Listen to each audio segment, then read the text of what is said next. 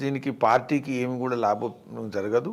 అయితే ఒకటి ఏంటంటే నేను మొదలే చెప్పా, ఈరోజు మహబూబ్ నగర్లో అత్యధికమైన నియోజకవర్గాల్లో, నల్గొండలో పూర్తి అనేక స్థాయిలో నియోజకవర్గాల్లో, ఉమ్మడి వరంగల్లో నియోజకవర్గాల్లో, ఖమ్మంలో అనేక నియోజకవర్గాల్లో, కరీంనగర్లో కూడా అనేక నియోజకవర్గాల్లో మీరు గమనిస్తే బీజేపీ బల ప్రదర్శన జరగలేదు, గెలవలేదు అనేది తర్వాత వచ్చే విషయం.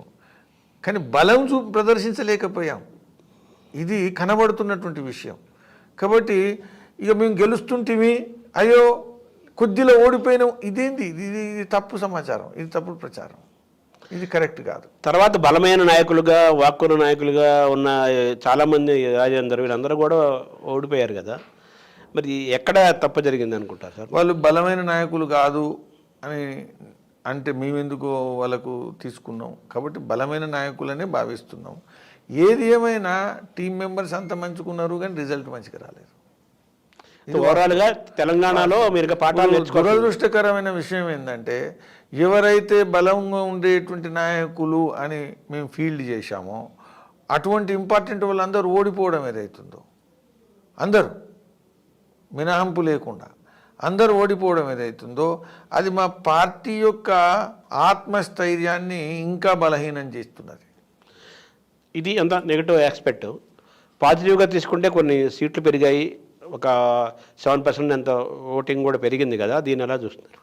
ఇప్పుడు బీజేపీ పెరుగుతుండేటువంటి పార్టీ మొదలు 4% ఉండే, తర్వాత 7%కి వచ్చింది, 7% నుంచి ఈరోజు 14%కి వచ్చింది. ఇది అంటే రాబోయే రోజుల్లో మేము ఏదైతే మాట్లాడుతున్నామో బీజేపీనే స్థిరమైన ప్రత్యామ్నాయము, రాబోయే రోజుల్లో పెరిగేటువంటి పార్టీ.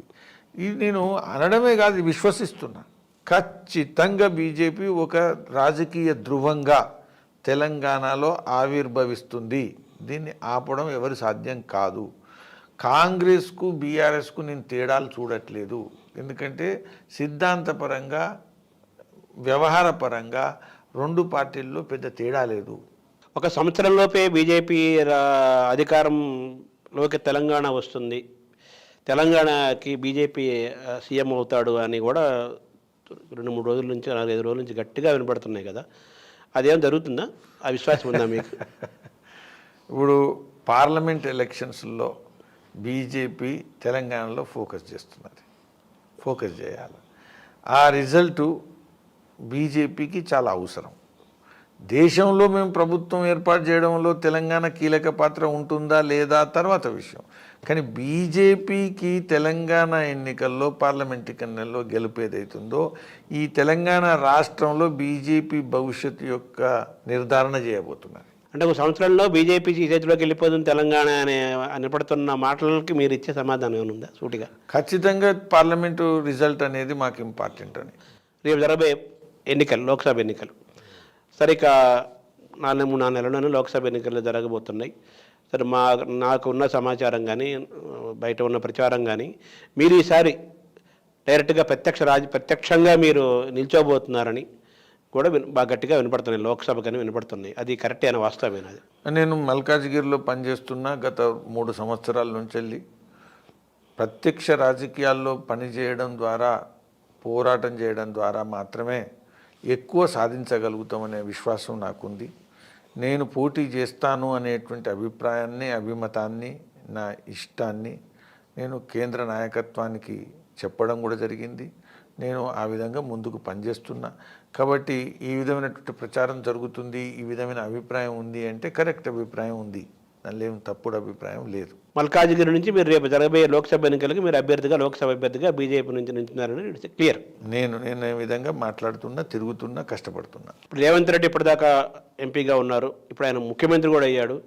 ఇటువంటి నేపథ్యంలో మీకు అక్కడ మీరు ఓటింగ్ పరంగా కానీ, సంఖ్యాపరంగా కానీ, పోటీ పరంగా కానీ మీరు ఎటువంటి పోటీని ఇవ్వగలుగుతారని విశ్వాసం మీకుంది? మల్కాజ్గిరి మంచి అవకాశాలు బీజేపీ పట్ల ఉండేటువంటి నియోజకవర్గం, అనేక కారణాల వల్ల. ఎందుకనంటారు? అది అనేకమైనటువంటి, అంటే అక్కడ బీజేపీకి బలంగా ఉండేటువంటి ప్రాంతాలు చాలా ఉన్నాయి. కార్యకర్తల బలము సంస్థాగతంగా బాగుంది. మేము అనేక నియోజకవర్గాల్లో జిహెచ్ఎంసీలో కూడా మంచి పర్ఫార్మెన్స్ చేశాం. అదేవిధంగా ఇప్పుడు మీరు డెమోగ్రఫీ కనుక చూస్తే తెలంగాణ నుంచి వచ్చేటువంటి ప్రజలు, ఆంధ్రప్రదేశ్ నుంచి వచ్చే ప్రజలు, పూర్తి సంపూర్ణ భారతదేశం నుంచి వచ్చే అన్ని రాష్ట్రాల నుంచి వచ్చేటువంటి ప్రజలు అందరూ కూడా ఈ యొక్క నియోజకవర్గంలో ఉన్నారు. చాలా దేశంలోనే పెద్ద నియోజకవర్గం. కాబట్టి నరేంద్ర మోదీ గారి పట్ల, బీజేపీ ప్రభుత్వం పట్ల సానుకూలత ఈ నియోజకవర్గంలో ఉంది, పొందొచ్చు అనేటువంటి నమ్మకం బీజేపీ నాయకత్వానికి ఉంది. దేశంలోనే అతిపెద్ద నియోజకవర్గం మల్కాజ్గిరి, దాదాపు 35 లక్షల ఓట్లు ఎన్నో ఉన్నాయి కదా. తర్వాత ఇప్పటివరకు మీరు ప్రత్యక్ష రాజకీయాల్లో ఉన్నప్పటికీ కూడా మొట్టమొదటిసారిగా మీరు ప్రత్యక్ష ఎన్నికల్లో మీరు బరిలో దిగుతున్నారు. ఇప్పటివరకు మీరు తమిళనాడు, కర్ణాటక, మధ్యప్రదేశ్ ఇలా మిగతా రాష్ట్రాలు ఇన్ఛార్జిగా ఉన్నారు. కానీ స్థానికంగా మీరు ఎంతవరకు మిమ్మల్ని అక్కడ ఓటర్లు ప్రజలు ఓన్ చేసుకుంటారనే విశ్వాసం మీకుంది? పూర్తిగా ఉంది. నేను 3 సంవత్సరాల నుంచి అనేక సమస్యల మీద, అనేక కార్యక్రమాల మీద పర్యటిస్తున్నా. కోవిడ్లో కూడా అనేక సేవా కార్యక్రమాలు నేను అన్నీ చేశాను.